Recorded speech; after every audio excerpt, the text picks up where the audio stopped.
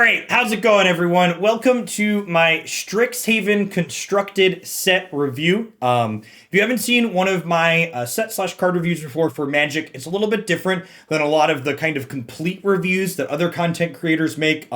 Rather than going through every card in the set and telling you this dies to stomp, it's not constructed playable, this is a limited bomb, this card's an EDH card, my focus for this review is I've pulled up all of the cards that I think have a chance to be competitive in either historic or standard, or even will just be interesting build rounds that I think we're going to play with on stream. So not a pure spike review so much as if I don't have much to say about a card, I'm just not going to bring it up on stream here. So hopefully this review will generally be somewhere between 90 minutes and 2 hours, as opposed to like the 5-6 hour big content pieces that some other people make. If you're interested in watching a full set review, one of the few that I watch good chunks of is Day 9 does a card review, and he's just hilarious. He's a great content creator, and he plays a ton of Magic, and he has a more bubbly, fun perspective on card reviews as well. And occasionally he'll catch something that I glazed over. So if you want a full card review, usually Day 9 does one of those closer to set release. I'd recommend checking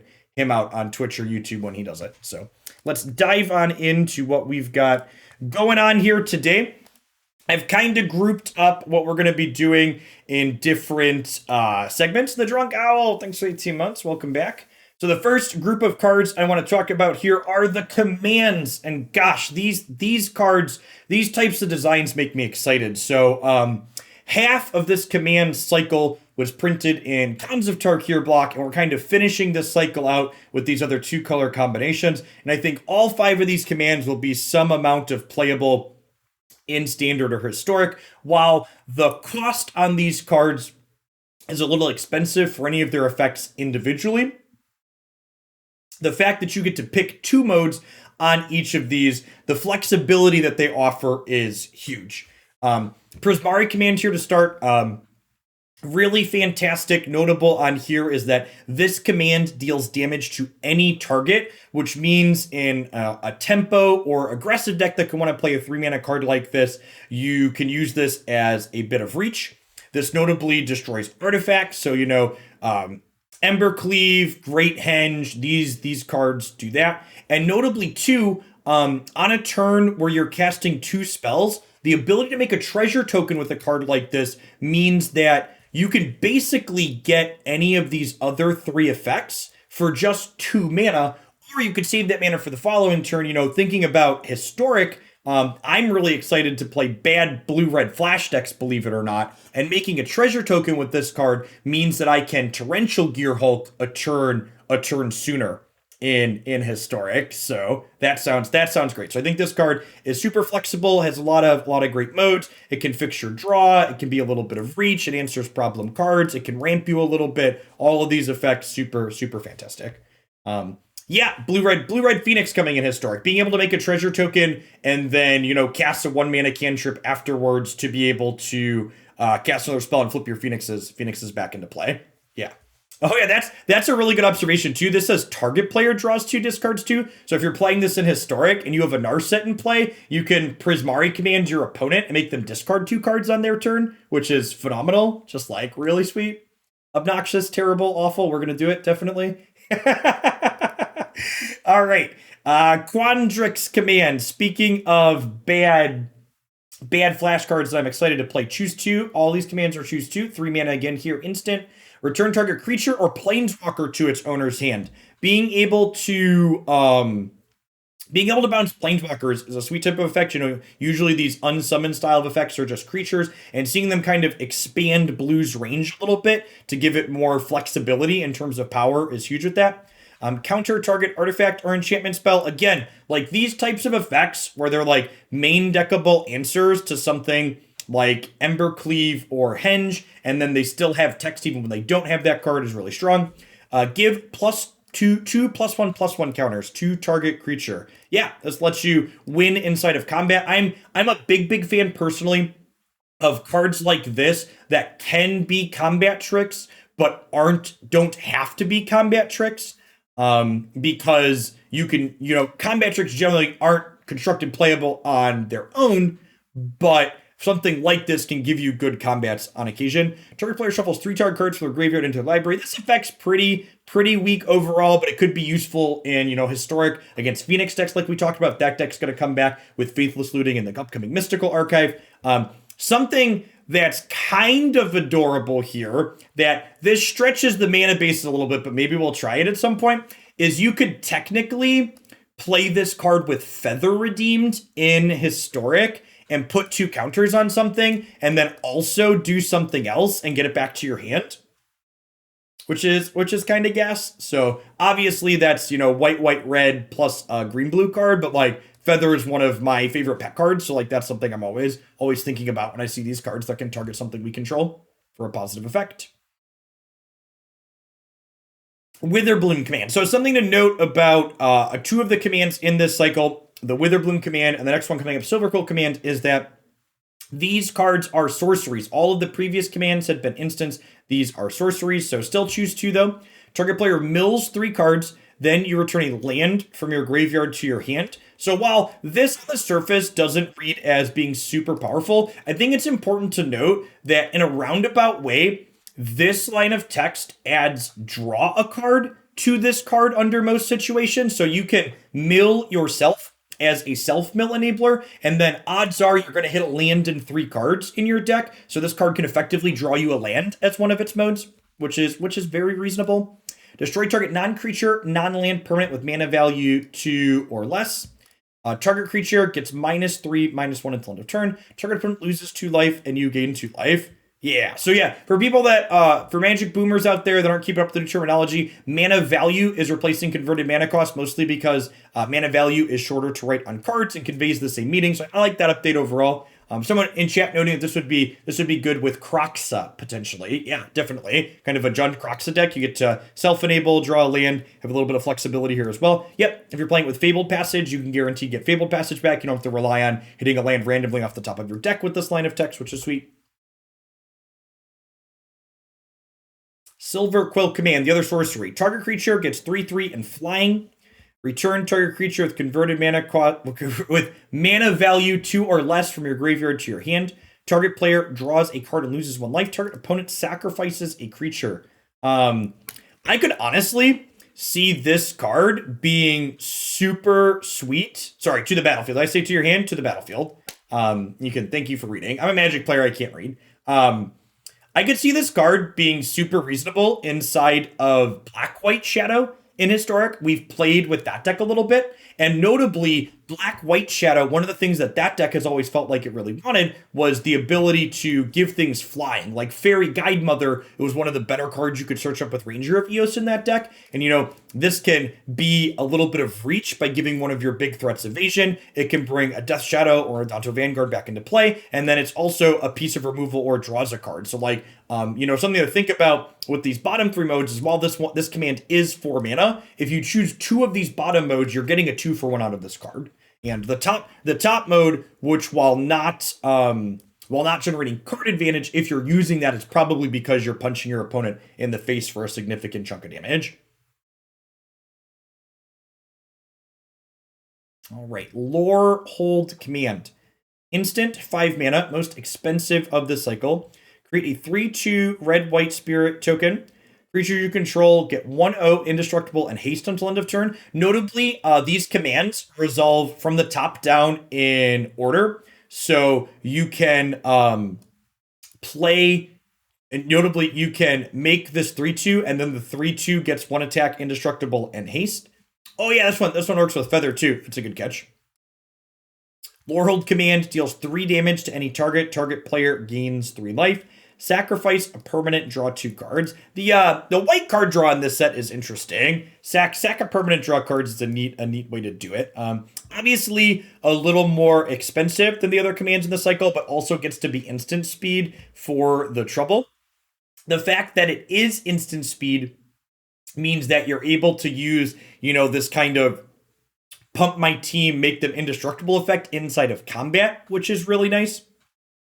I kind of like the range on this card, in that it does a little bit of something against aggro in Lightning Helix something, but it also It also like can make your things indestructible against control or generate card advantage or be a threat for you. So again, a little on the expensive side. I think this might fall a similar slot to Showdown of the Skalds. I don't really think those two things are comparable. Like Showdown of the Skalds does a very specific thing and it does it very well, whereas this card, like most commands, is a little bit overcosted for its individual effects, but its power level is in the flexibility that it provides. So, yeah, I think the commands I'm most excited about are the teamer ones for crappy flash decks in Historic, but I would bet that all of these probably see some amount of play, especially these three cheaper ones. If you ask me, if you have to pick my favorite two out of this cycle, it's definitely the green black and the blue red. I think they're probably the most flexible. These two might struggle to see play because of their higher converted mana cost. This one especially because it's a sorcery, but overall I think this whole cycle is really sweet. All right, what do we have next? Let's get some Deans in here. We had pseudo covered the Deans the first day of spoilers when they came out, but I want to highlight them again because I think they're sweet designs that I'd like to talk about overall. So this is a 2/2 for 2 that has tap, discard a card, draw a card, and 5 mana, reveal cards from the top of your library. So you reveal a non-legendary, non-land permanent with mana value 3 or less. You may cast that card without paying its mana cost. So this is kind of a neat effect because, as a game goes long, this is basically a must-answer threat for a control deck, and like a 2-drop that threatens to generate card advantage against a control deck is a very good rate. It demands a removal spell, and in the early game, it can fix your hand a little bit. And then the backside here says, other tapped creatures you control get 1 attack. Untapped creatures you control get a 1. Whenever you attack, untap each creature you control, then tap any number of creatures you control. So a really, really neat aggro card here. And one of the things I love about a lot of these Deans is you'll notice that, the front side's a 2 mana card and the back side's a 3 mana card, which means if you are playing 4 of this card and you have 2 copies of them, these curve very elegantly into each other. So you have, your Dean of Chaos on 2, and then you have your Dean of Order on 3, and they kind of work together, right? So if you, for example, use this to discard a card and draw a card, but you attack with something else with the Dean of Order, you're going to get to untap your front side as well, which is nice.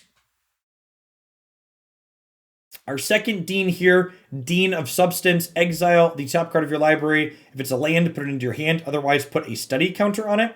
And it has an activated ability as the game goes long.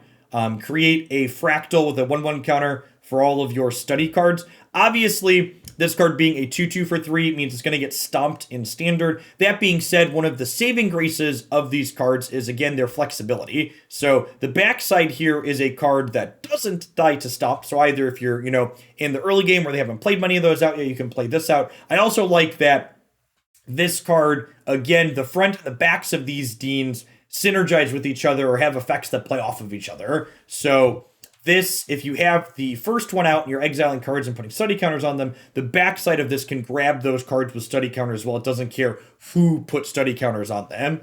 Who put study counters on them. Dean of Radiance here. Another a kind of aggressively slanted Dorko. Again, dies to stomp, but the fact that it's only a 2-mana thing that dies to stomp means that, you're not at least losing tempo. What happens? So there's no rotation coming in standard. Rotation in standard doesn't happen until September. And in fact, I'm obviously not going to write anything out, but there's a good chance we are a mostly historic stream until rotation happens in the fall. So we'll poke at standard a little bit, but I would wager that there's a good chance standard's going to be more of the same until Eldraine rotates. So, yeah. But yeah, this card in general is kind of neat, Nomini Shell. Tap it, put a 1/1 counter on each creature that entered the battlefield under your control this turn. This notably has Vigilance, so you can attack with this in the air while still activating its effect every single turn. And the backside plays off of the 1/1 counters as well, right? So put a 1/1 counter on target creature, then this deals 2 damage to that creature. Whenever a creature you control with a 1/1 counter on it dies, draw a card. So, this effect is kinda meh, but I like that this early on allows you to kind of play into this setup to protect your creatures and and draw value as they kill things. Dean of Perfection. So another card that's not going to be mediocre in the stomp matchups, but again, has a backside that you can play instead. So in the non-stomp matchups, you can play the backside. So exile an instant or sorcery card from your hand and then put 3 hone counters on it. It gains at the beginning of your upkeep. If this card is exiled, remove a hone counter from it. And when the last hone counter is removed, if it's exiled this way, you may cast it. It costs 4 less to cast this way. So kind of a weird, we can give things suspend, but you pay for them when they come off of suspend, as opposed to paying the mana up front, which is neat. And you get that discount on it as well. So I don't know that I expect this card to be particularly competitive, but the design on it is really interesting, so I wanted to talk about it. The backside here is neat. At the beginning of your upkeep, you may exile, or you have to exile the top card of each opponent's library. Until the end of your turn, you may cast spells from among those exile cards. You may spend mana as though it's mana of any color. And this says you get to put a 1/1 counter on it whenever you cast a spell from exile. So something noteworthy on the Dean of Expression here is this doesn't care how you're casting a card from exile. So adventure cards, Showdown of the Scalds, all of these things give the Dean of Expression 1/1 counters. And while this top effect here isn't quite as good as drawing a card off of your own deck every single turn, it is basically a Howling Mine effect still, right? There's a good chance that you're going to be getting extra cards with this. On turn, you may cast spells among those cards. So you notably can't play lands with this, which is a little bit sad. So you're about a coin flip to get an extra spell every other turn, but still seems like a pretty reasonable-ish effect, especially against control cards. Yeah, foretells another way to cast cards from exile. So it'll be interesting to see if this shows up in a way to have a bigger threat in adventure decks. Again, good chance this just gets outclassed until the fall, but I like the Deans from a design perspective, so I wanted to talk about them. Dean of the Vein, Menace Lifelink, 1/1 for 1. So cheap rate. So again, the rate on this says, even if this dies to a Doomblade, you probably trade it up in terms of mana efficiency. Whenever a non-token creature an opponent controls dies, you get to exile it instead. When you do, you may pay 2. If you do, create a 1/1 black-green pest token when this creature dies. So you always get to exile their things that are dying, but you could also pay mana to generate some value tokens on it. Good catch that this is a vampire. So there are some vampire synergy decks inside of Historic. This could potentially be okay inside of that as a piece of graveyard hate for decks that care about their things dying. Backside of this is a little more expensive. Whenever you gain life, you can pay 1. If you do put a 1/1 counter, and each creature you control and those creatures gain trample until end of turn. I feel like the backside of this, or the front side of this, is probably the more reason to play this card, and the backside's like, okay, this is situationally okay, so we're going to do that. Again, we see some kind of synergy between the front side and the backside, because the front side is making tokens that can gain us life, so that can trigger this backside here and turn that into 1/1 counters. Dean of the Roots can have some sweet builds in Historic, though. Like, what do you think? What are you thinking of in Historic to synergize with this card? Because I don't see anything offhand. If you gain life, you may pay 1, put a 1 counter. Like, for example, like the Angels decks don't really want to play this card because it doesn't get hit off of Collected Company. I guess the front half, that's not strictly true. The front half technically gets hit off of Collected Company. All right, maybe I'm in. That's kind of a cute consideration. You could play this in a green-white deck, and it could technically company into it. I mean, you don't even have to be Abzan Angels, right? You could just be like green-white Angels or Bant Angels, and you could Coco into this, and you can cast the back half when you draw it. I can see that being okay. I don't know that this is better than the other payoffs you already have in that archetype, but it could be worth trying. You do not get to choose which card comes in off the Collected Company. So all of these cards, when you Coco or something into them, they're always the front sides. You're always getting Dean of Chaos. You're always getting Dean of Substance. But one of the things that is neat to note is that, all of these front sides you can Collected Company into in Historic, but you also can play the backside if you draw them, which means you get to play bigger spells in your Coco deck without diminishing your number of Coco hits, which is pretty powerful and reasonable. That's definitely an access/avenue you're going to want to potentially explore inside of Historic in these different creature decks. All right, moving along here. Let's take a peekaboo at some Planeswalkers here. Professor Onyx / Liliana here. This card seemed like it could have been an interesting Storm payoff, but we did get actual factual tendrils in Historic coming with the Mystical Archives. One of the things that's neat about Onyx is that you get to front load her effect. So Magecraft means whenever you cast or copy an instant or sorcery spell, she triggers and gets to drain for 2 here.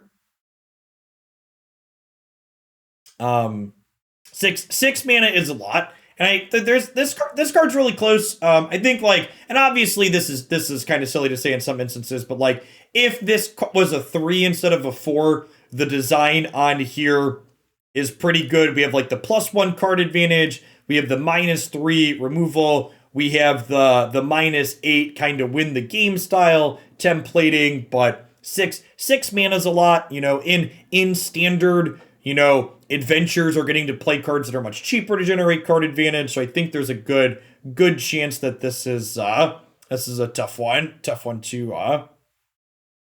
is a tough one to see be playable.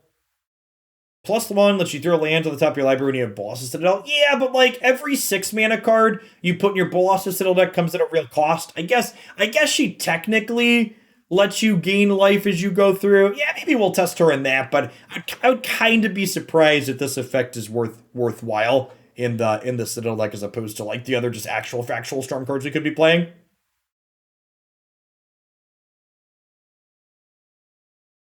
I think the Rowan Planeswalker is kind of neat. I think, again, the value that these generate is probably going to have to wait until rotation happens to be competitive in Standard, but we could maybe see this flexibility potentially be reasonable inside of Historic. Notably, instants and sorceries are 1 less to cast, so people trying to make Storm-style decks work in Historic could potentially want an effect like this to be able to cast a number of spells in a single turn.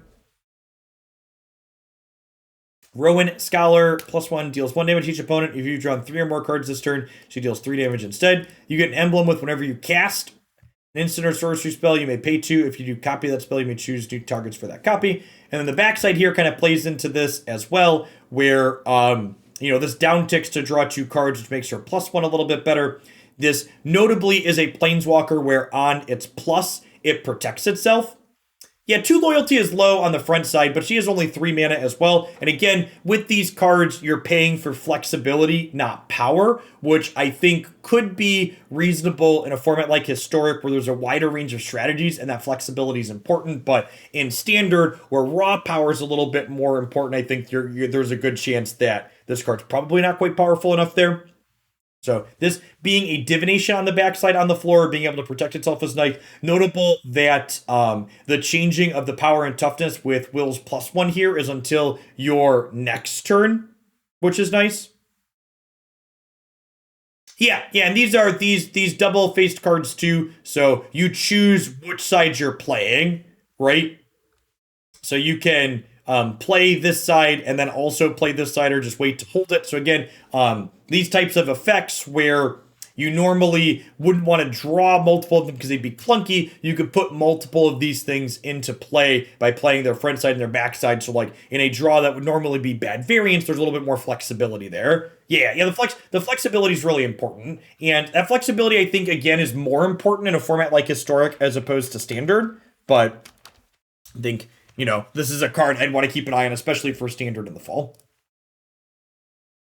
Kazminia Enigma Sage. So other Planeswalkers you control have the loyalty abilities of Kazminia, which I really like this design. The old kind of reverse Nicol Bolas, where we had Nicol Bolas Dragon God who took the abilities of other Planeswalkers, and this one gives her abilities to everything else. Giving all of your Planeswalkers the ability to +2 when they might only otherwise be able to +1 is really interesting. This card specifically jumps out to me as being good with herself. So Kazminia and Narset, 3 mana Narset out of War of the Spark. This can give your Planeswalkers that normally don't plus their ability to plus which seems really, really good. Yeah, three mana Kiora out of War of the Spark, so I think that's potentially a synergy to explore in Historic with this card, where your Planeswalkers that normally only go down are going to be able to go up and then generate more value again. Especially the other Casmenia and Narset would be the two that jump out in my mind the most. You can also minus X to create a 0/0 green-blue fractal token with X counters on it. So this can basically let you cash in. It can let you cash in any of your existing Planeswalkers for creatures too, which is sweet. Obviously, the fact that this only has 2 loyalty to start, it does +4. But, against really aggressive decks, she is going to die right away. She can chump block for a turn, but she can get burned out if that happens. So I like this design a lot. I don't know if it's going to be necessarily super powerful. This is a sweet card to build around, and it fits in a lot of different edge cases that are really neat. Mila, Crafty Companion. So again, you get to choose whether or not you're playing the front side or the back side. This is, again, notably a front side 3-mana creature. So you can be thinking about, do you want to play this inside of a Collected Company deck in Historic, because the front side is something you can hit off of Collected Company, while the back side is a Planeswalker effect. So normally, every slot that doesn't get hit in your Company deck comes at a real cost. So the fact that these are things that hit on Company that also are bigger when you draw into the late game is really powerful. Whenever an opponent attacks you or one or more Planeswalker you control, put a loyalty counter on each Planeswalker you control. Whenever a permanent you control becomes a target of spell or ability opponent controls, you may draw a card. Yeah, this card's sweet. So what's our backside do? Front side's like a pretty playable card on its own, it looks like. 6 mana, starts on 5. You may discard a card. If you do, draw a card. If the creature was discarded this way, draw 2 cards instead. Sure. So this is, again, talking about the front side getting hit by Collected Company. Your Collected Company deck's full of creatures, right? And being able to convert, a Land War Elves in the late game into, 2 new cards. Sounds great. Return target creature card from your graveyard to the battlefield that gains haste. Exile it at the beginning of your next end step. Man, Luca's all about cheating things into play, huh? You get an emblem with whenever a creature enters the battlefield under your control, it deals damage equal to its power to any target. At the beginning of your next upkeep, sure. Yeah. So you could block with it for a turn cycle too. So 6 mana, again, kind of 1 more expensive than for this type of effect that you'd normally like to see, but it does have the flexibility of being a creature on the front half.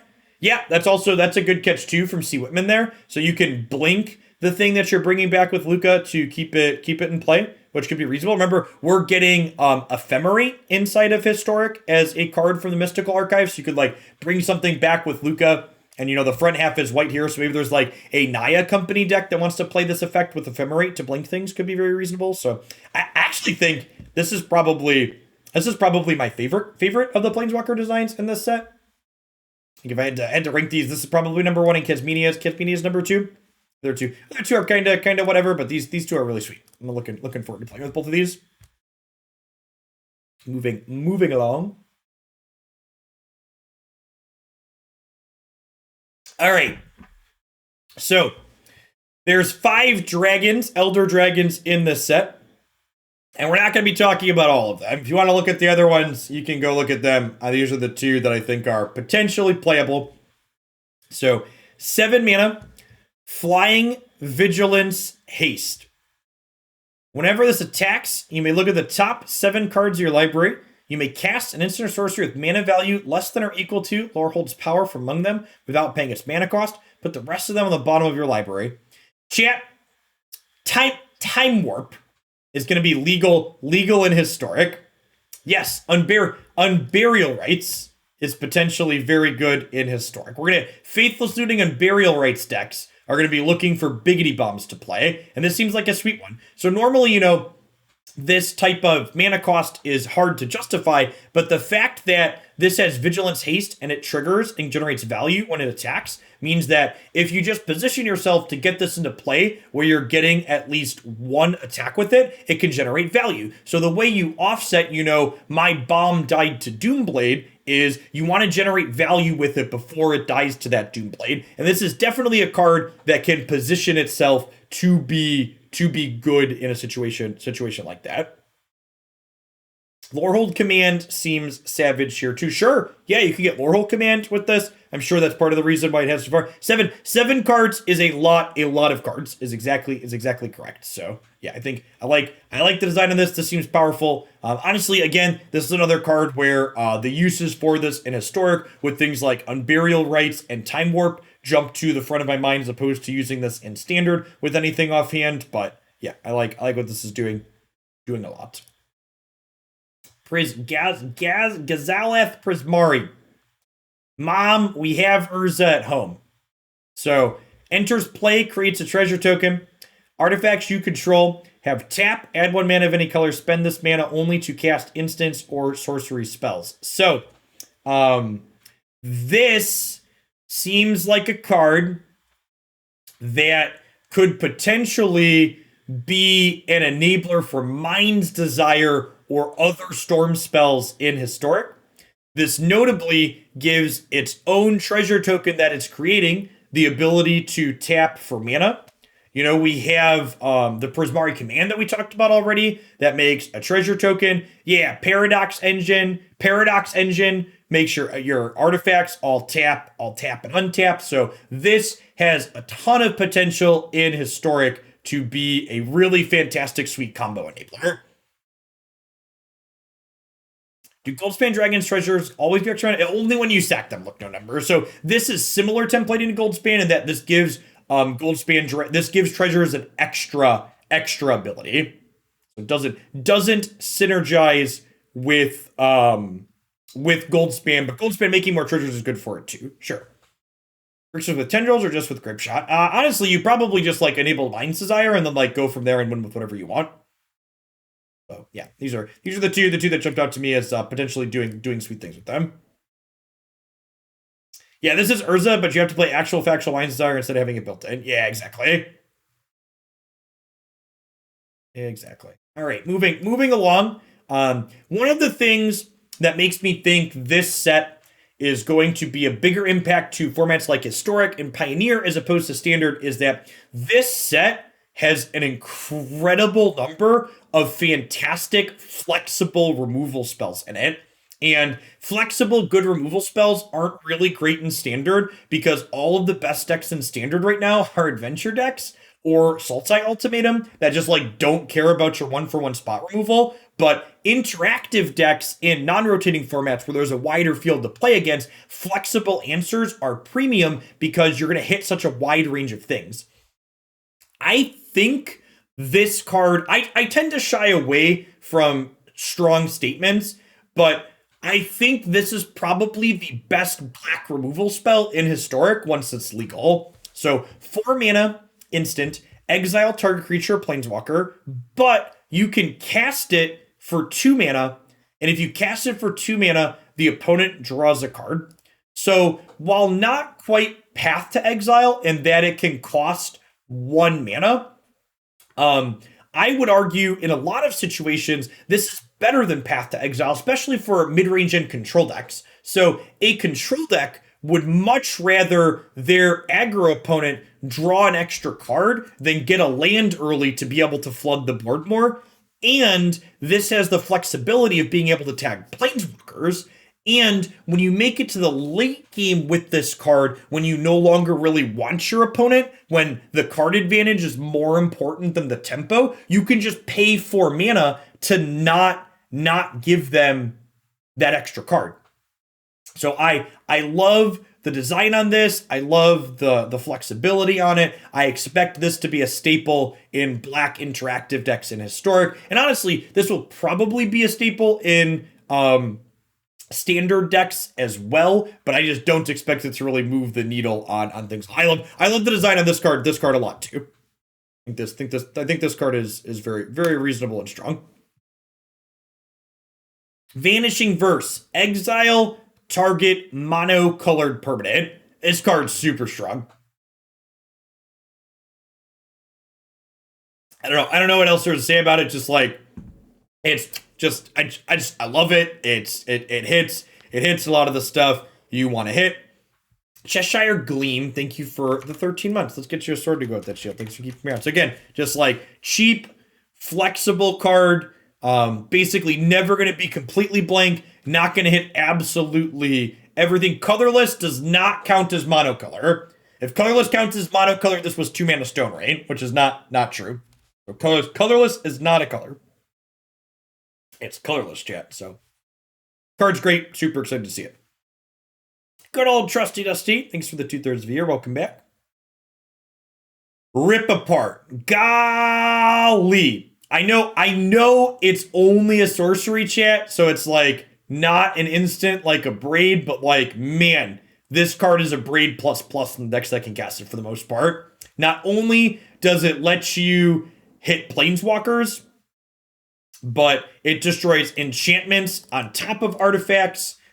It's a little bit sad that I actually think this card being a sorcery is a bigger deal in Standard than it is in Historic, because in Standard, there's so many cleaves in the format that you really need to hit cleave before it hits you. But this card's definitely playable there. And yeah, five color Niv was already a deck that people were flirting with and being close to playable in Historic, and this is definitely a great card for that. Slothful Puppy, thank you for these 6 months. I appreciate the half a year. Welcome back. This card eats Bone Crusher. It's like, yeah, I mean, to a degree. Like, again, like, but these 1-for-1 answers aren't good enough to compete with adventure cards, because the adventure card stomped something, and then the Bone Crusher came into play, and then it dealt 2 to you when you ripped it apart. So, like, you're still super sad to kill Bone Crusher, but yeah, it technically kills Bone Crusher. You already got stomped, and then it dealt another 2 to you. Hey, Wolf in a Barrel, thank you for the brand new tier 1 sub. I really appreciate the support. Wouldn't be here without folks like you. Thanks for keeping me around.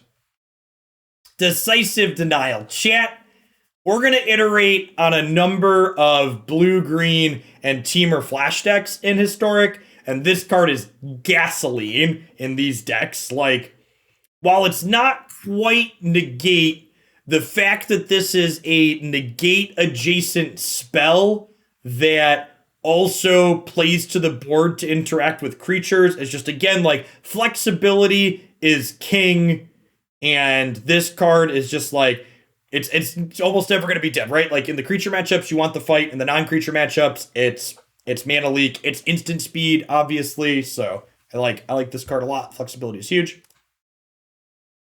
Fracture. Speaking of sideboard cards and upgrades, destroy target artifact, enchantment, or planeswalker. I love this. This set has really ratcheted up the number of planeswalkers that has been included on the answers to things. So, like, you know, we saw the blue-green command that lets you bounce planeswalkers. This is a disenchant that also tags planeswalkers. The artwork is phenomenal. Yeah, this is an instant speed, so it tags tags Embercleave before it hits you with it. Panzer, thank you for the Prime support. I appreciate that. Wolf in a Barrel, thank you for the tier 3. That's incredibly generous of you. Good evening. I hope you're having a wonderful weekend.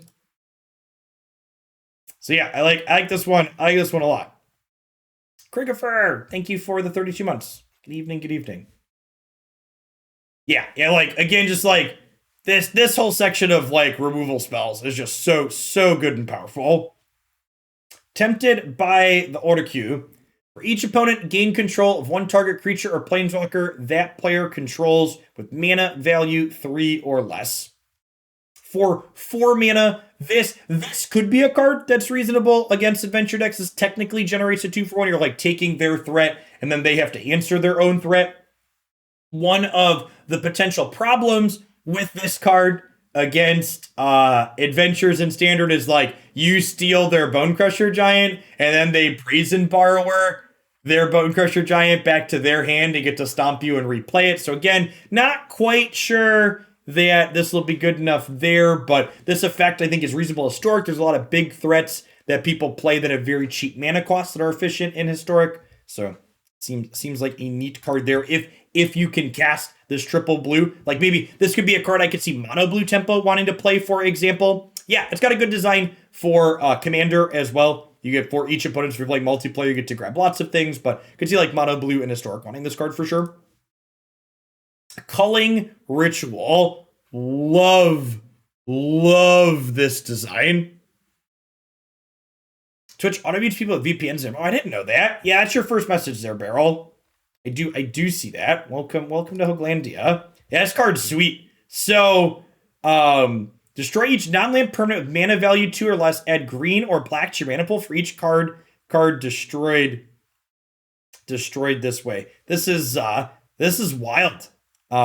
This card, so Jund Sacrifice in Historic is one of the better decks. Jund Food too. And while this misses Mayhem Devil, it kills Oven, and then it kills Trail of Crumbs, and then it kills all of their food.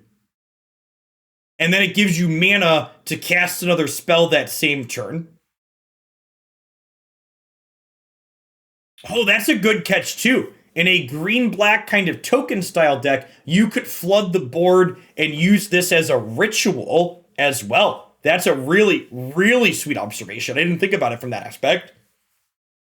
Yeah, I like this one a lot. Just good, again, flexible. I think it's hard to overstate.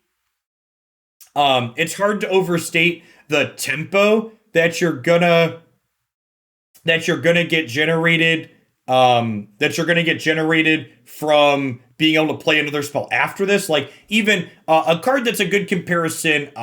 If you played Standard when Yahenni's Expertise was legal, that card was very good because it cleared the board and then let you drop something into play right after. So the fact that you're going to get to clean up and then add to your board immediately is a pretty big deal as well.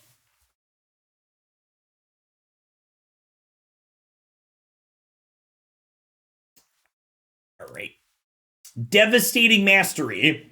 Destroy all non-land permanents for 6, so actually just slightly harder to cast Planar Cleansing with a little bit of flexibility. You can cast this for 4 if that cost was paid. An opponent chooses 2 non-land permanents they control and returns them to their hand. So another card that we could see, potentially really punish the Jund Food decks a little bit, getting to clean up everything that they have in play. I actually don't know that this is something that's particularly great about it, unlike the black one that has a cost reduction. But I think, just actual factual Planar Cleansing is a card that's seen some amount of constructed play with some consistency. So yeah, and in a Hail Mary type situation where this 4-mana mode prevents you from dying, obviously them getting to bounce 2 things is better than you losing the game.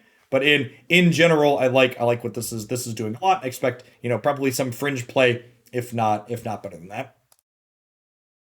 Humiliate.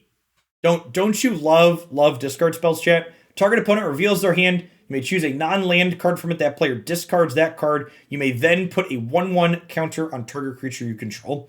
Something noteworthy here is that the 1/1 counter is optional. It does not target, so you can play this on turn 2 with no creatures in play, and it'll just be a discard spell. Yeah, this is basically flavor text. It's it's gonna come up and be useful on occasion, but that's not the reason why you're gonna play the card.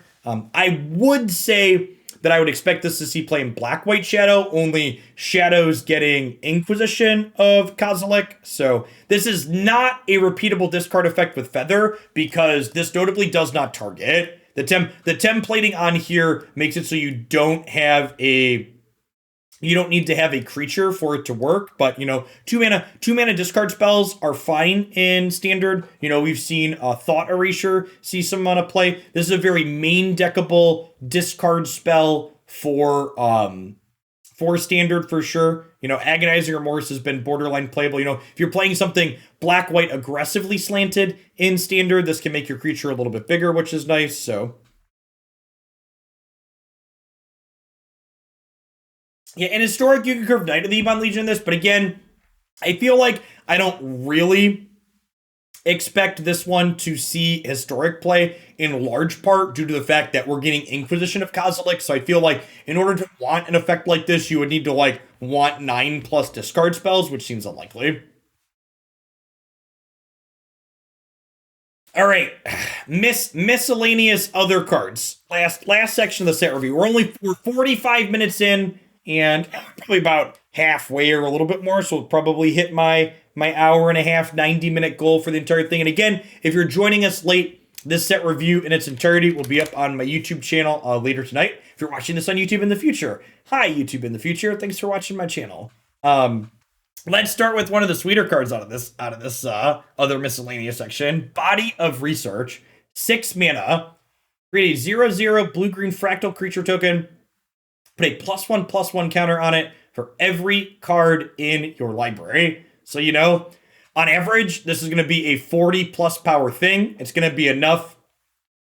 It's going to be enough to kill your opponent's, in one hit on average. There's a variety of fling effects that could potentially make this okay inside of standard. You know, we have Kazul's Fury, which is the fling land split spell, which will be fantastic with this. We have Hadana's Climb is potentially okay with this, but is it Simic Ascendancy? Yeah, this card. So kind of like Splinter Twin, if you haven't remembered that this card exists in Historic. So whenever one or more 1/1 counters are put on a creature you control, put that many growth counters on Simic Ascendancy. At the beginning of your upkeep, if this has 20 counters on it, you win the game outright. So obviously not an instant Splinter Twin. You have to survive to your next upkeep. But, you know, if you have Simic Ascendancy in play and you cast Body of Research, you get to win with Simic Ascendancy the following turn, which is kind of sweet. The Fling land is not castable as a land with UUGGG, so you lose some flexibility. Yeah, sure. So, like, in Standard, obviously, you're going to have some lack of flexibility there. The casting cost is obviously very restrictive for a reason, so would Sultai Ultimatum want this? Well, Sultai Ultimatum only casts monocolored cards, so probably not. Sucks against Mel. Yeah, you're not wrong. So, sweet card. I'm sure we're going to lose with this in Simic Ascendancy and probably win a little bit with it on stream when that comes out, though. But yeah, definitely a sweet one. Exodus, Auric Overlord. Double strike 2/4. Whenever you cast an instant or cast or copy an instant or sorcery, return target non-legendary creature from your graveyard to your hand. And the backside is a sorcery that says an additional cost to cast the spell. You may sacrifice any number of creatures. This card costs 2 less to cast for each creature sacrificed this way. Each opponent sacrifices a creature, get a 3/6 black-red avatar token with haste that says whenever this attacks, deal 3 damage to each opponent. This card's neat. So I like that. That's a good observation. This card is sweet with adventures. Whenever you cast instant sorcery spell, return a non-legendary creature from graveyard to your hand. So you can stomp your opponent and pick a different Bone Crusher Giant back up out of your graveyard. This is a villain of Strixhaven. I like that the villain of Strixhaven synergizes with the current villain of Standard and Adventure creatures. So that's a nice it's a nice thing to see. Does a frontside Magecraft work with the if I sacrifice backside? Yes. So if you sacrifice creatures to cast Awaken the Blood avatar, you can get back the creatures that you sacrificed with the Magecraft trigger from casting this card. So, you know, if you have 2 other creatures in play, you can play this on 4 and then on 5 sacrifice those 2 creatures to then pick one of them back up. Yeah, you can't sacrifice Extus, but you can sacrifice other things that you have in play. And again, yeah, people know that this synergizes with itself. That's a theme with these double-faced cards in this set, where the front side works with the back side and vice versa really elegantly, which I like. Harness Infinity. Again, not going to be a particularly competitive card, but it's just like kind of a gasoline card from a design perspective. Probably an EDH card more than anything, but like the artwork is banger and the effect is really sweet and unique. So I wanted to pull it up and let people know that it exists. Again, probably not going to be a particularly standard or historic playable card, but I like what's going on. It's a neat design. What site? This is Scryfall. It's like Gatherer if the Gatherer was written by people that knew how to write a website.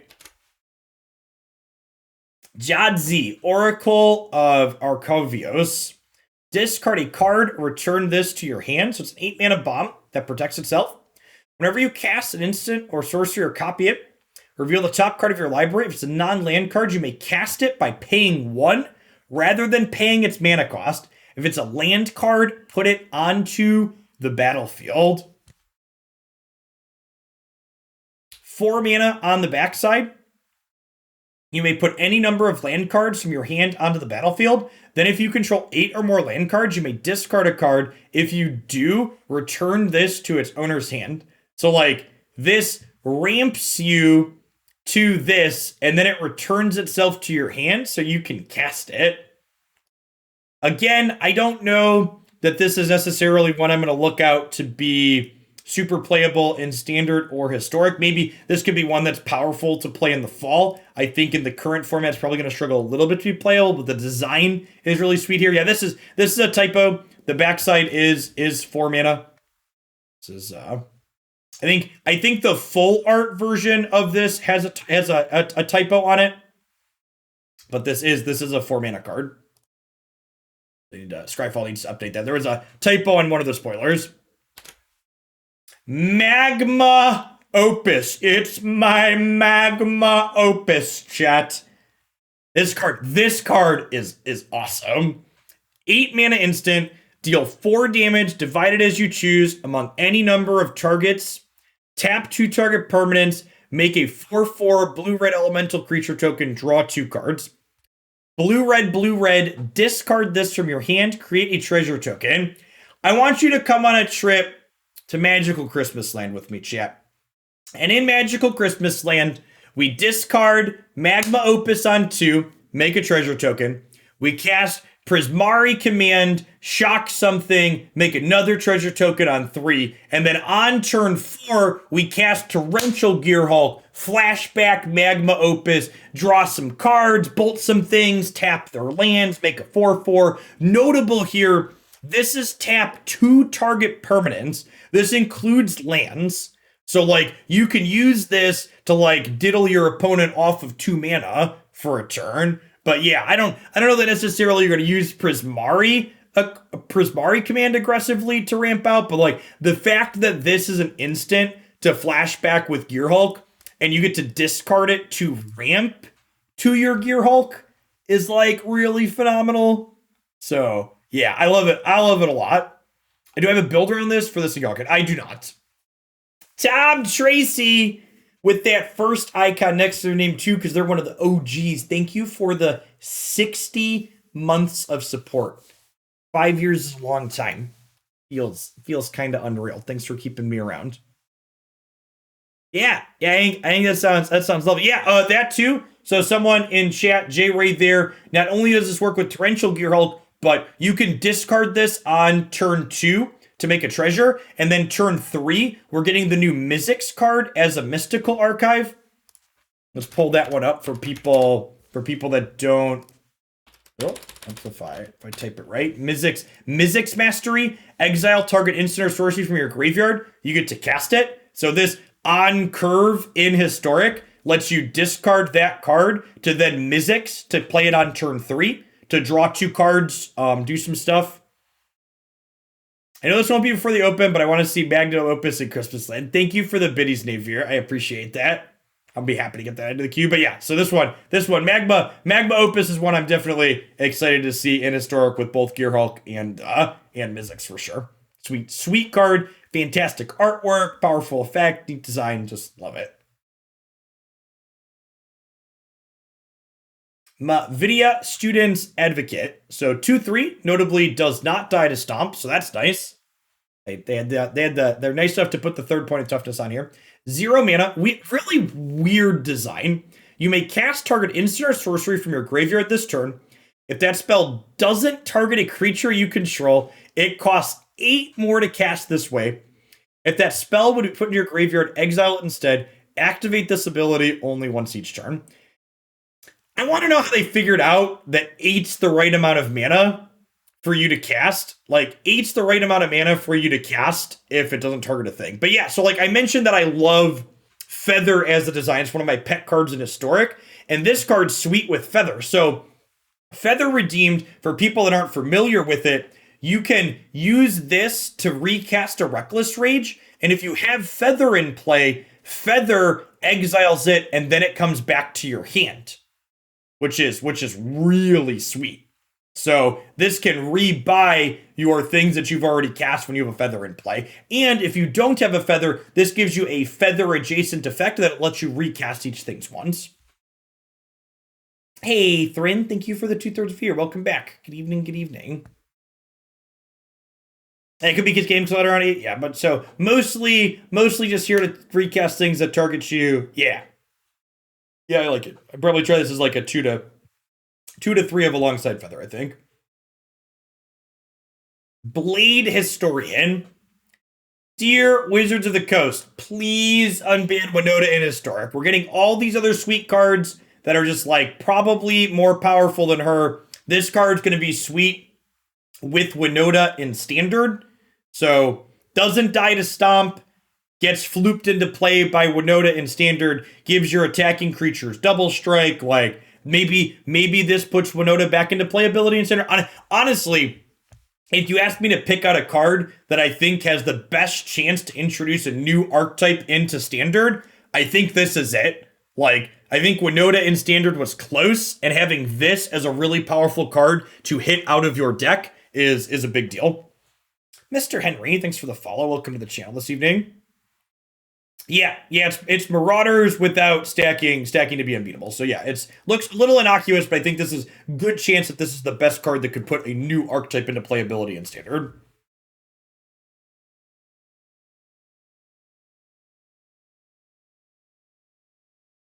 Callous Blood Mage. When it enters the battlefield, choose one. Make a 1/1 black-green pest creature token. When this creature dies, you gain a life.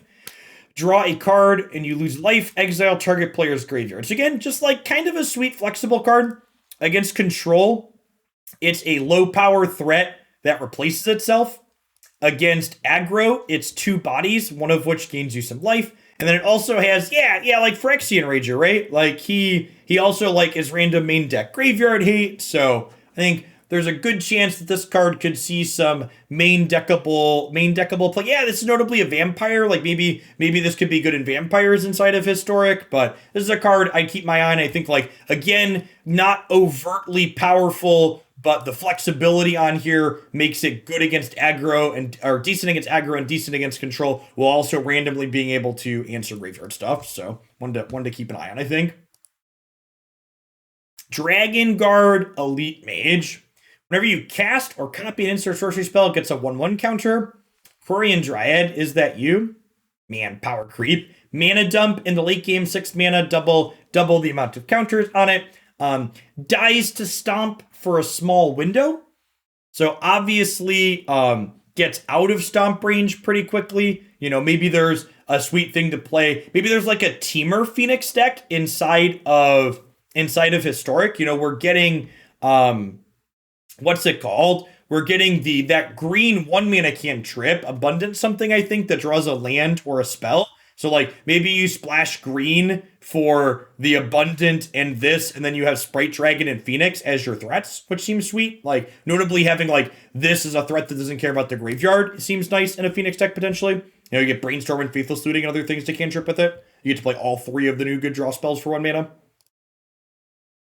Elite Spellbinder. This card's gasoline. I like this effect a lot. I like that they're kind of expanding White's color range and what it is. It's not quite Vendilion Click, but was obviously inspired by that. I think Paulo actually said when he was talking about this card that he asked Design to give this card Flash, and they no-sirred him on giving it Flash, which is probably a good thing. But, like, this is going to be a really sweet card to Collected Company into in Historic.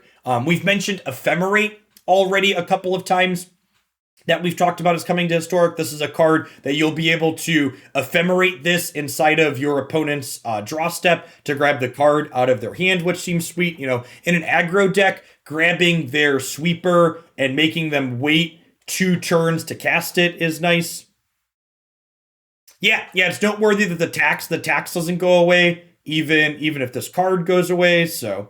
Yeah, I like this one. Like this one a lot. Just like, it's an aggressively statted line too. Like 3/1 with evasion is good. So I expect this card to probably be competitive in both Standard and Historic.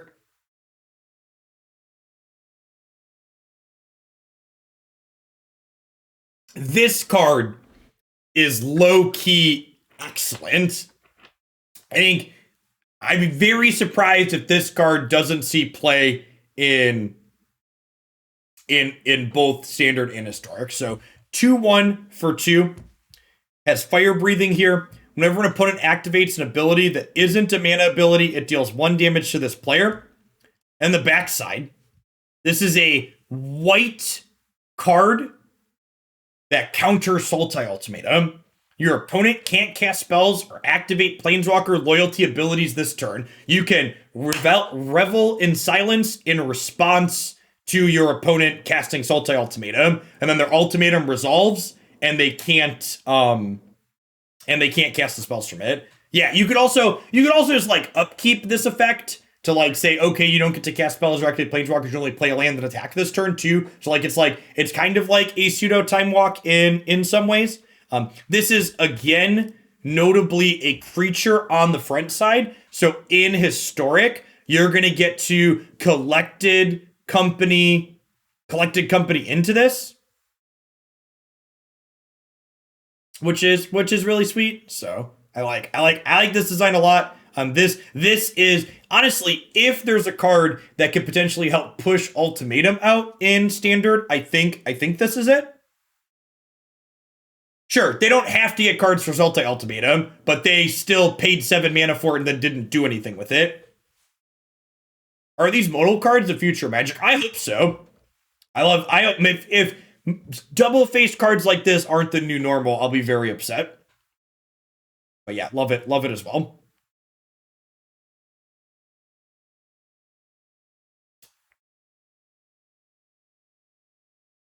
Ingenious Mastery. This is just another, just like there's so many cards in the set that are just like, man, this design is great. Blue 2X, or you could just play blue and 2. If just blue and 2 is paid, you draw 3 cards, and then an opponent makes 2 treasure tokens and scries 2. If that cost wasn't paid, you draw X cards. Now, this card is a sorcery, which sucks a little bit. But I love the flexibility here. I love that you can like go big with it. I like that you can kind of get your opponent a little bit ahead if you want to be greedy and draw a bunch of cards. Again, wouldn't be surprised if it doesn't see play from a power level perspective, but I wanted to highlight it because I think the design is excellent, and I like seeing designs like this. Day Mogoth Titan. Listen, I originally didn't click to pull this card up, but someone in chat was upset that I didn't click on it, so I clicked on it. Whenever it attacks or blocks, sacrifice a creature. It's got a thick stat line for 4 mana. This card's probably not very good. This card is a 4 mana card that's going to die to Doomblade and lose you tempo quite frequently, but yeah, it's pretty thick. It notably doesn't get claimed the firstborn in historic, but at the same time, it also doesn't attack past a cat getting blinked in and out from an oven. So yeah. Multiple choice. Another card that I go either way on this, but again, I like the design perspective of this. So blue and X. If X is 1, scry 1, draw a card. If X is 2, you may choose a player. They return a creature they control to their owner's hand. If X is 3, make a 4/4 blue and red elemental creature token. If X is 4, do all of the above.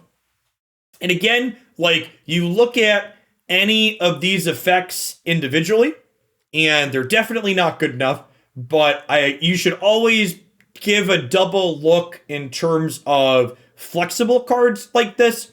And I think that there's a good chance that like getting all 3 of these effects for 5 mana is very reasonable. And like, just being a scry 1 draw card. If you're going to miss a land drop on 2, this adds consistency to your deck. Again, like, if this was an instant, this card's easily super playable. The fact that it's a sorcery might be what breaks it, but this is one that I would be hesitant to write off without actually playing games with it first. R&Q Lore Mage. Search your library for a card, put it into your graveyard, and then shuffle. If it's an instant or sorcery, put a 1/1 counter on this. I'd be surprised if this card does anything in Standard, but I'd also be surprised if this card isn't busted in something in Historic at some point. Like, yeah, being able to entomb every turn is, like, super strong. Unburial Rights is legal in Historic. This can fish you up Unburial Rights or a bomb if you're missing it. And technically grabs random stuff like Creeping Chill. So, neat design, potentially powerful if it sticks around. Feels like a card that could be built around in a couple different ways in Historic, depending on what you're looking to do. Pestilence Cauldron. If I'm being honest, I haven't read this card yet, but it had a lot of text on it, so I decided to put it in here so we could read it together. 3 mana artifact, discard a card, put a 1/1 black-green pest token. When this dies, you gain a life. Each opponent mills X cards, where X is the amount of life you gained this turn. Pay 4, exile 4 cards from a graveyard, draw a card. And then the backside here is return up to 2 target creature, land, or planeswalker cards from your graveyard to your hand. Each player gains 4 life, exile, restorative burst. This is neat. Someone mentioned that this is an artifact when you exile it because of the front side, so you could technically grab it with War Karn. That's kind of cute. I can see that. Maybe with Paradox, some Paradox Engine jank. Again, neat card, hard to evaluate. Like, these modal cards are tough to evaluate without playing games with them, I think, a lot of the time, because they're not individually powerful in any of their single effects, but the flexibility can make them scrappy and good in spots that you wouldn't expect them to be reasonable on their own. The sum of the parts can be tough to figure out. The backside of this here, is basically a draw 2. It gives both players life, which is weird. I guess like each player in this like kind of group hugs in a way in multiplayer, then it just like incidentally gives your opponent life in 1v1. Yeah, it's a discard outlet is a good observation. Talking about things like Unburial Rights again. Retriever Phoenix. If and this is a huge if there is a learn payoff that's playable, I think this is the one that makes it playable. So learn, for those that aren't familiar, I think this is the only card I have that has learn on it in this set. You may reveal a lesson card you own from outside of the game and put it into your hand, or discard a card from your hand to draw a card. So a lot of the lesson cards aren't that good, and in Constructed, they take up extra cards in your sideboard slots that are valuable, but this card is self-enabling, right? So this card, you don't actually have to have any lessons in your board. You can play this and just discard a card to draw a card with the first one, and then the second Phoenix brings back the first one, which brings back the next one. And this learn here, if you cast it, learns. They don't chain. Maybe this isn't good enough. I don't know. I think the learn mechanic is largely a limited mechanic, but I think this is probably the most powerful aspect of it. So if there's something Constructed playable to do with this, I think it revolves around this card. Rushed Rebirth. Another kind of weird design. Choose target creature. When that creature dies this turn, search your library for a creature with lesser mana value and put it onto the battlefield tapped. This notably doesn't just target your stuff. So, like, you can target your opponent's big thing to tutor up a smaller thing out of your deck, which is neat. You can, like, target your opponent's thing before you Doomblade it, for example, or trade with it in combat. So I don't know that I expect this card to be busted, but it's also one when I'm like building decks, I'm going to want to be keeping it in my mind that it's like exists, because it might be the tool that I'm looking for to like find whatever key creature I'm looking to find more consistently. Turns your 1-for-1s into 2-for-2s. Yeah, but they're not like just 2-for-2s, right? They're like the tempo aspect of this card could be real as well, right? Like, imagine you target your opponent's 6-drop, for example, and then you Doomblade their 6-drop and you get a 4 or 5-drop out of your deck, right? Like, not only is this a card that's a tutor for you to find exactly what you want out of your deck, but it's also a card that's getting that card into play pretty cheaply, right? So it's not card advantage, but this card could potentially represent not only finding a key card that you're looking for, but also a good amount of tempo.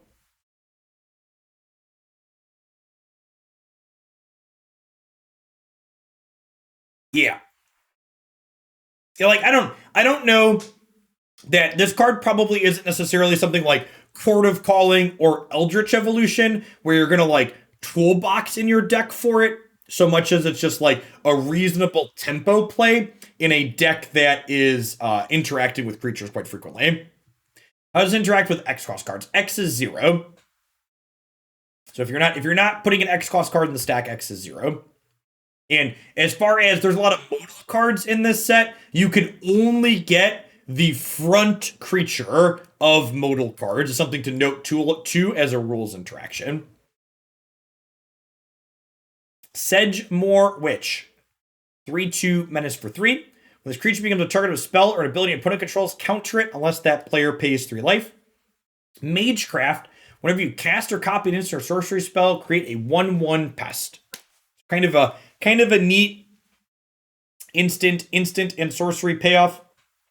While not quite built-in protection, it at least makes your opponent pay 3 life before they take it off the table. This is, again, another card where you like look at this and you go, God damn it, Wizards, why can't this just have a 3rd point of toughness? If you're going to make this legal in a format with Bone Crusher Giant, like, it would be nice. It would be nice if, more things had 3 toughness or if Eldraine was rotating. Yeah, or 2/3, just like get rid of the 2nd point and give it a third point of toughness. Yeah, I mean, like, Young Pyromancer is a card that's seen play in a lot of formats, and this is very Young Pyromancer adjacent, even if it's a little bit more expensive. The ward is there for Bone Crusher, I guess. Like, most Bone Crusher decks are fine to pay 3 life, though.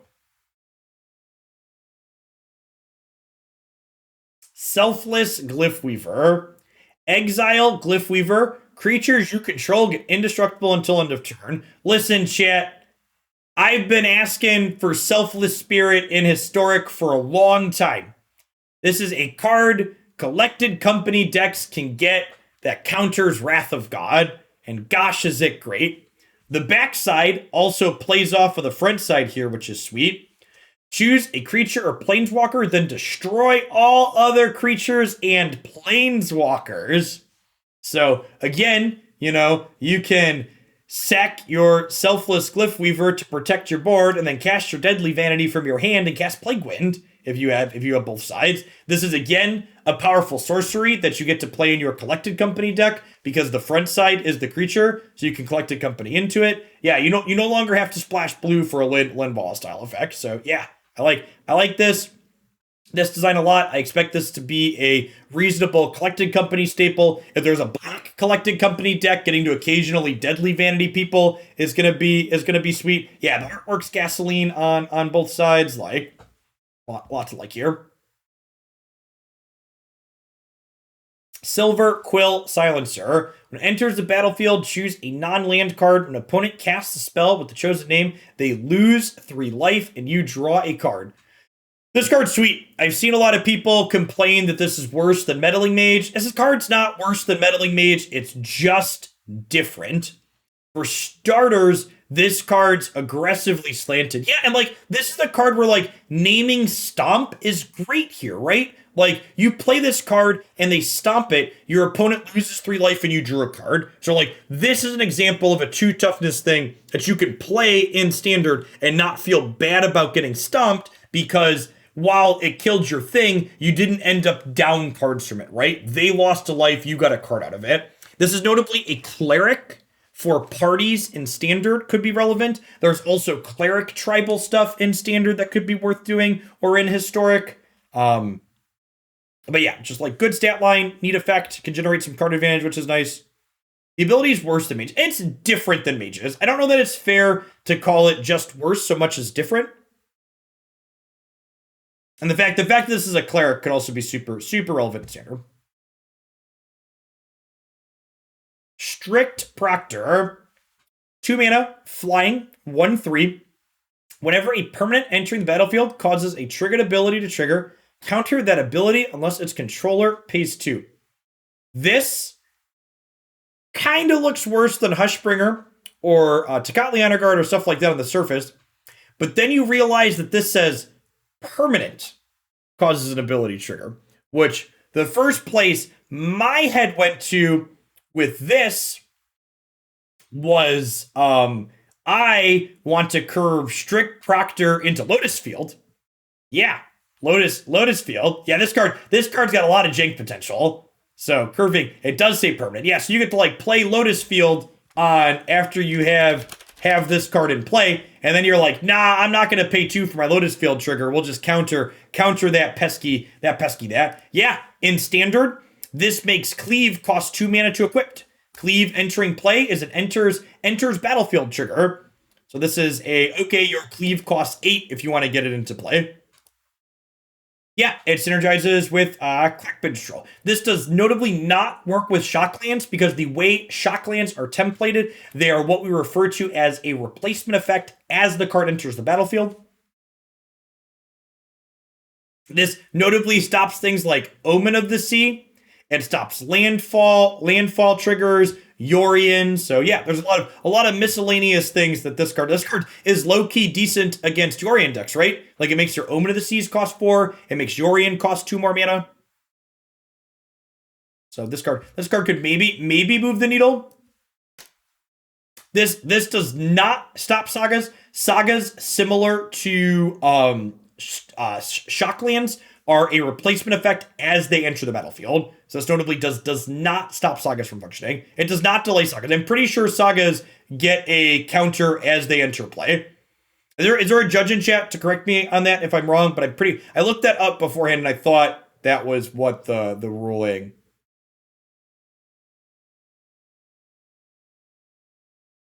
Yes, and Yorion would have to pay 2 more for every other into battlefield effective triggers. Correct, sagas enter with the counter. Cool. Yep, got it.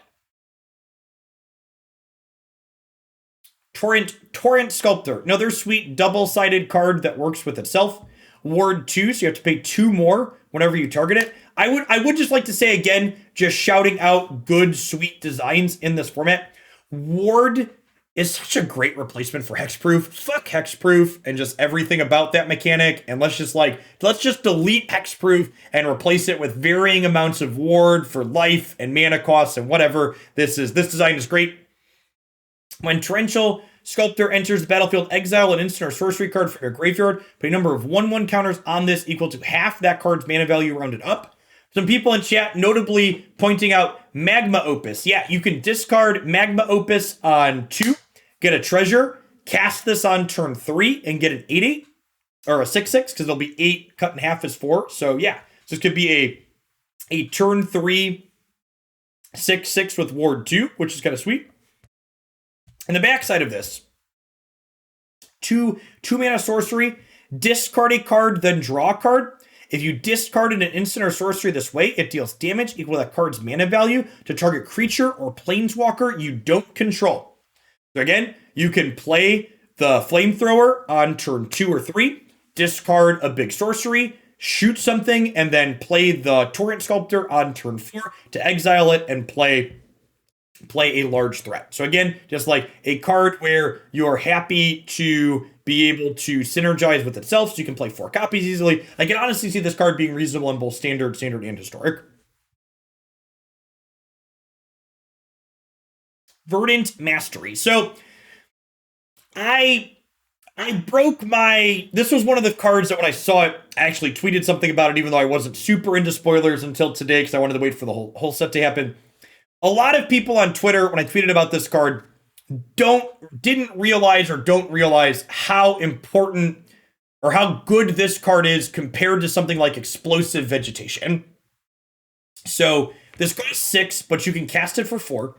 You search your library for 4 basic lands, reveal them, put 1 onto the battlefield under your opponent's control if you paid 4 mana. Then the other 2 go into play under your control, and the rest of them go into your hand. So if you play this on turn 4, you get 2 lands, your opponent gets 1 land, and you get 1 land into your hand.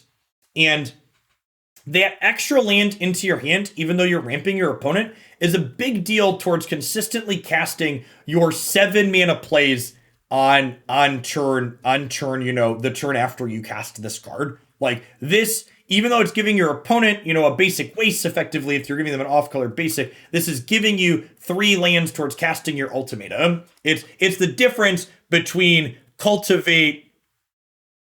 It's a difference between cultivate and, rampant growth, basically. And I think this card's probably going to be worth people exploring inside of their ultimatum decks. This is going to really consistently let you cast that early. Yeah, that's exactly correct, CJ. If your deck is playing this card, you probably have bigger, more powerful things than your opponent, so giving them a land's not really a huge deal. Yeah, if you Wolf Willow Haven on 2, you can Verdant Mastery on 3, and then likely Ultimatum on 4. Clever Lumiamancer. 1 mana human wizard magecraft. Where you cast or copy an instant or sorcery, gets 2/2 till end of turn. So kind of super prowess. Not quite Taylor Swift Spear, but more powerful in some cases and worse in others. Honestly, this is a card that I would expect, if it's playable, is more likely to be playable inside of something like Historic, especially with all the powerful 1 mana cantrips we're getting. We're getting Faithless Looting, Brainstormed, the green Abundant card. This could potentially be a cheap payoff in an aggressively slanted deck for that. What's the other one? What's the blue flyer? I don't think I clicked on that one. Oh, I did. Okay, yeah. So let's talk about this one next. Symmetry Sage, another very similar effect in this is we have Delver of Secrets in Historic, we have Delver of Secrets at Home style card. So no power to start, but every time you cast an instant or sorcery, it gets 2 power until end of turn. This one notably has evasion, doesn't grow quite as big as this one as you're casting multiple things, but this notably can give other things extra attack too, right? So like it's not just targeting itself. Yeah, you could play this alongside Dreadhorde Arcanist and then give your Dreadhorde Arcanist a second point of power to flashback 2 mana spells, for example.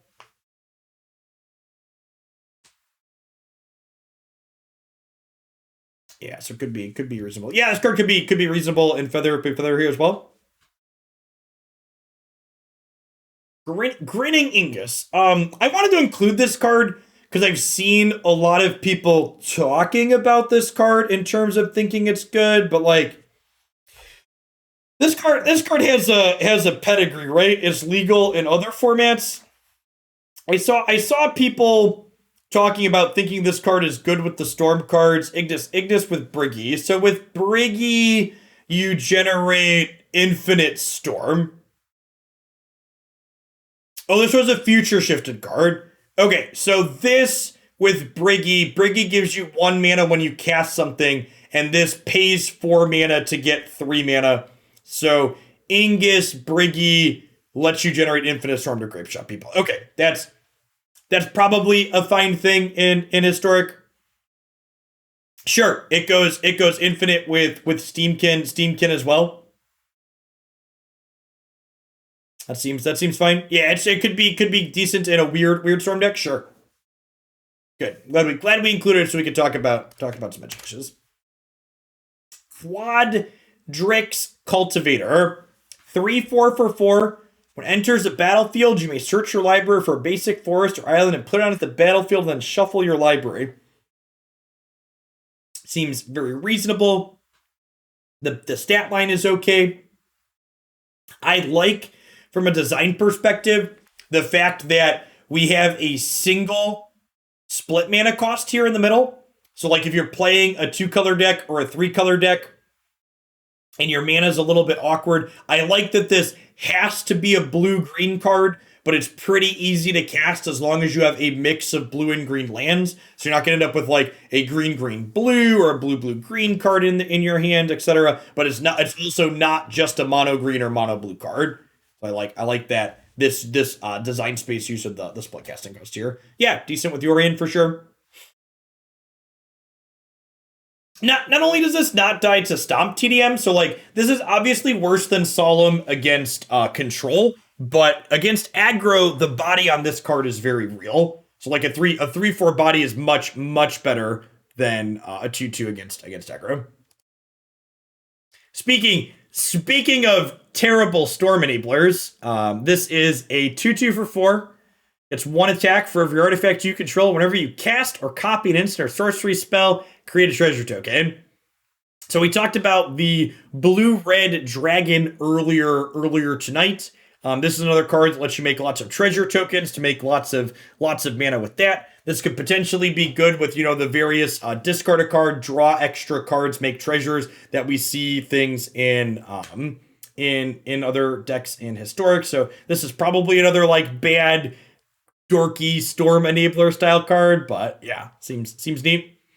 3 of these make all your spells rituals. Yeah, sure, they stack as well. So I like this design. I think we'll probably see this wedged into a few things, see some sweet build arounds around it. Crackle with Power. Crackle with Power deals 5 times X damage to each of X targets. So for 5 mana, this deals 5 damage to one thing. And for 8 mana, this deals 10 damage to 2 things.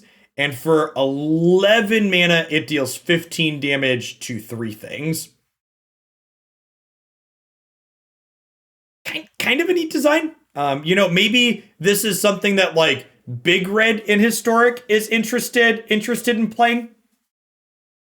You get to 5 for 5 some things. You get to cast this for 8 or even 11 in that. We have Ironcrag Feat in Standard, so you could like Ironcrag Feat to ramp up into this. Yeah, Magic getting a little explicit with the XXX content. Yeah, very, very similar design to Fight with Fire. Yeah.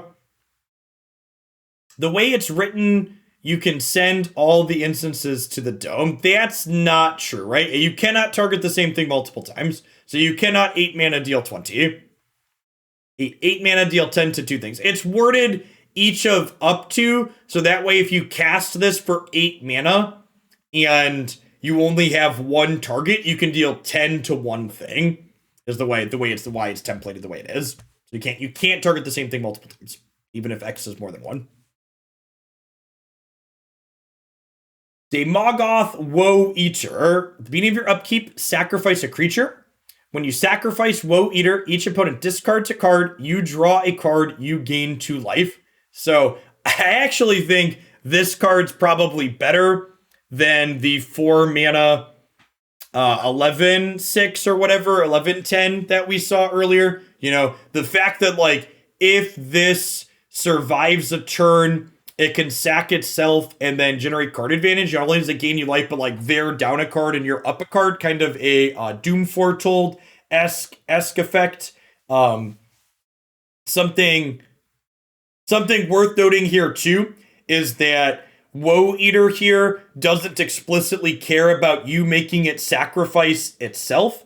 So if you sacrifice this to something like Witch's Oven, for example, or Neoform, you're going to get its effect even if you didn't get back to your upkeep, which is neat. So some good synergy build around potential here with this one as well. What there is, before I open the floor to a few minutes of suggestions from chat of cards I might have missed that you want to hear me talk about. Does anybody know what the 2 mana 5/4 is? What's the 2 mana 5/4, chat? It's not a minimum of a 2 for 1 because I could 1 for 1 it with a removal spell that doesn't sacrifice it.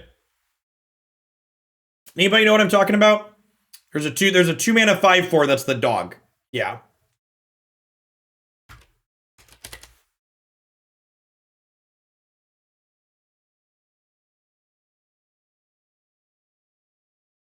Bayou Groff.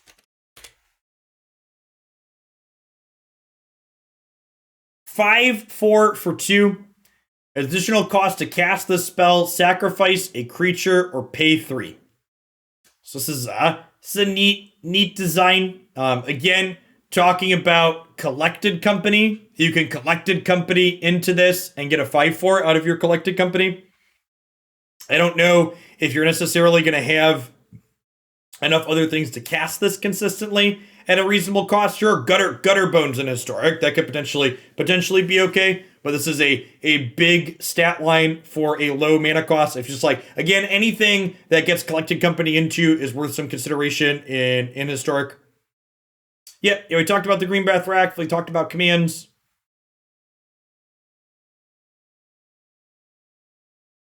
Naya cats and dogs, here we come. All right, any cards for people that were here the whole time? Any cards that maybe I didn't hit on that you wanted to hear me hear me talk about? Stitcher Supplier, sure. Lash of Malice.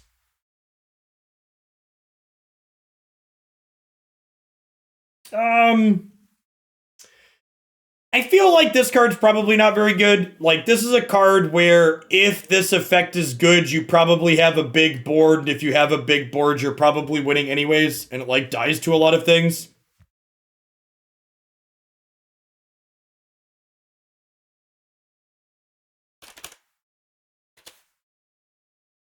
Oh, Lash of Malice. I did miss this one. This card's great. So, blue-black Mutate Flash is a card that is a deck that we talked about wanting Disfigure this current season. And while this isn't quite Disfigure, it's better than Disfigure in some key spots, in that, like, this with a 3 toughness creature can be used as a shock against a control deck. So this is definitely, you're going to cut all those crappy deadweights from the sideboard in blue-black Flash, and we'll probably play some of these main. We'll definitely have 4 of them in the 75 for that deck in Standard when we update it.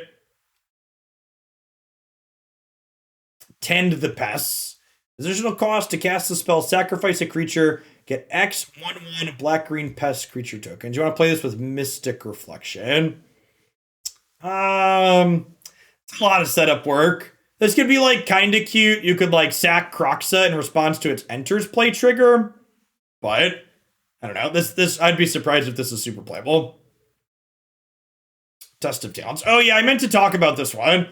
I think this card's a lot worse than people expect it to be. So, at a glance, you read this card, and you're like, oh, man, this is a card...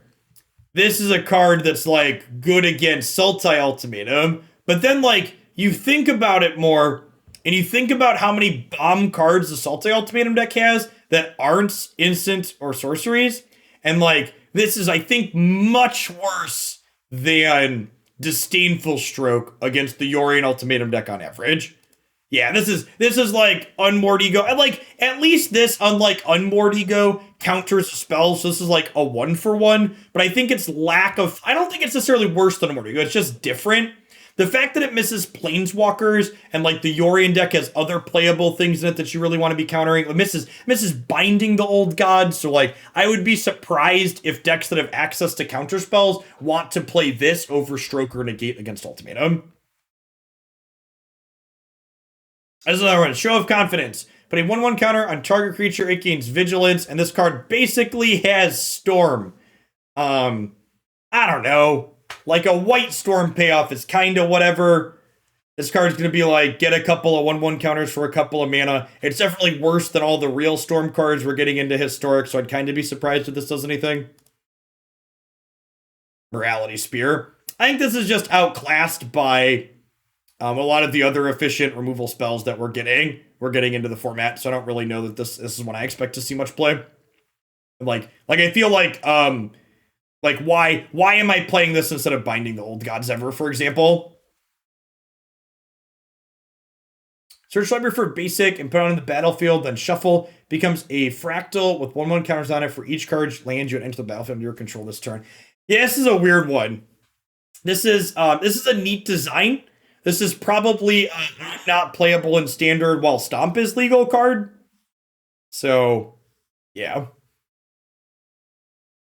Neat design, get stomped.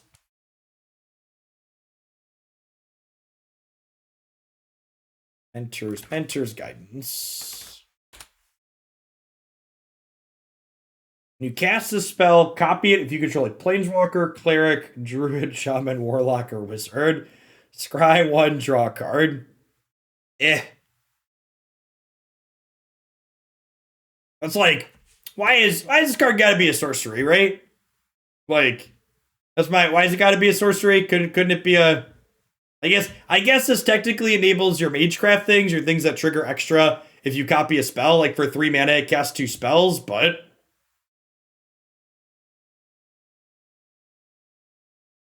tap 2 cards in your library, put any number of them in your graveyard, put the rest top of your library in any order, draw a card. Maybe it's more mana than Thought Scour, but it's technically more flexible. It puts 3 cards into your bin.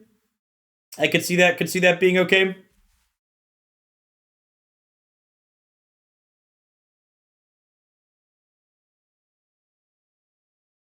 Spells you cast, a targeted creature costs this card's just not particularly good and constructed. It's just like a 2/2 in the stat line. The stat line is mediocre and the abilities aren't super meaningful.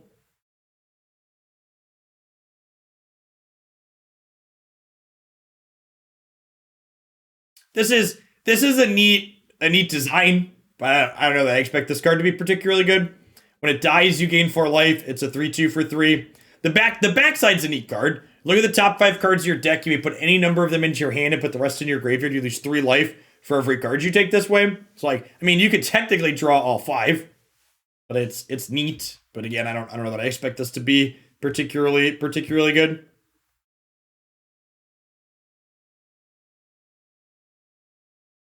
Thought Scour is not legal. I'm just saying that card's most comparable to Thought Scour, right? In terms of like, blot out the sky.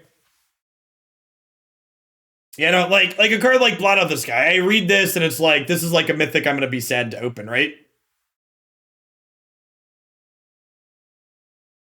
For all non-creature, non-land permanents. Like, I guess, right? Like, if you make a bunch of 2/1s, you get to blow everything else up, but... Yeah, like, I feel like this needed to, like, kill all creatures in play. Oh, yeah, they're tapped. They're tapped, too? Yeah, this is like not an instant. They're tapped. It doesn't kill creatures when they come into play. Yeah, this is a commander card.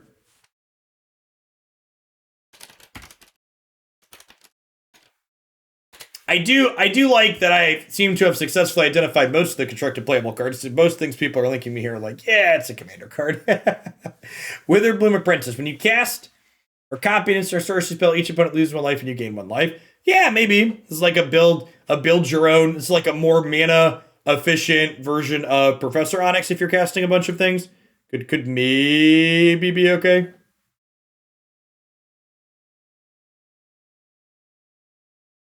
You and target opponent each draw 3 cards. Yeah, it's another EDH card. This is a group hug card. You cast this and you also target someone else that you like and you both draw 3 cards. It's not a standard playable card. Augment your pug list. As long as you control 8 or more lands, it gets +5/+5, so it's an 8/8 leader. Nice. Choose target creature you control. Each other creature you control becomes a copy of it until end of turn, except those aren't legendary if the chosen creature is legendary. That's hilarious. I don't know what this is going to do, but it's probably going to do something sweet and historic at some point. I don't know. Yeah, this has Timmy written all over it in a great way. We're all questing B. So, looking at the front and back side here, the first thing that jumps out at me is, this is obviously a blue-green card, and this card wants you to ramp. So, like, this backside works well with Nissa. So, like, your Nissa lands keep their 1/1 counters on them. So whatever you're copying will have a bunch of +3/+3 copies of it. So like blue-green ramp in Historic with Nissa. Find just like a questing beast or little anything and just like pump them up. Sounds potentially very reasonable. Yeah, you could even copy the front side. You could play the front side, and if you get a bunch of lands, it's an 8/8, and now all of your lands are 11/11s. You could Bio Visionary with it. Is that card historic legal or not yet? I don't think it is, right?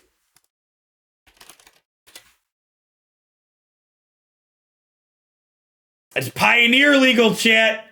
It's coming. It's coming, baby. Oh, baby. Ow, baby. Again, if you haven't kept up, everything that's Pioneer legal will eventually be Historic legal. So yeah, that card with Biovisionary sounds lovely. Fatal Push, thanks for the follow. Welcome to the channel.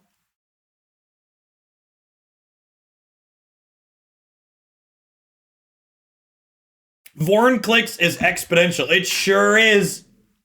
Yeah. So even with Nissa, right? You like have a Vorn clicks in play. You like make a bunch of copies of Vorn clicks, and then you like plus Nissa and get 800 counters on a land. That sounds great. Tireless Tribal, thank you for the 3/4 year. I appreciate that. Welcome back. All right, sweet. I think that covers everything. So again, if you weren't here from the start, we've been going for an hour and 40 minutes, good hour and a half to 2 hours. It landed almost solidly right in the middle. We talked about all of the cards that I think are potentially standard or historic playable. So again, unlike a lot of people that do set reviews, I don't click through every card and tell you all of the cards that are going to die to Bone Crusher Giant that you know are going to die to Bone Crusher Giant. I don't go over limited cards. I don't play limited. So if you want to see that, it'll all be up on my YouTube channel later this evening. It'll probably be a couple hours before it's up there, or a few at least. I am going to switch over to playing some more Nier Automata here now.